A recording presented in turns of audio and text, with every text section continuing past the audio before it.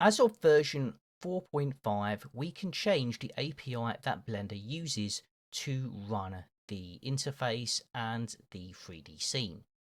To do this, go to the Edit menu, then select Preferences. Go to the System subsection, and under Display Graphics, make sure the backend is set to Vulkan. By default, it will be set to OpenGL. If we set it to Vulkan, we will see faster performance, faster load times, and less lag when using scenes with a lot of geometry.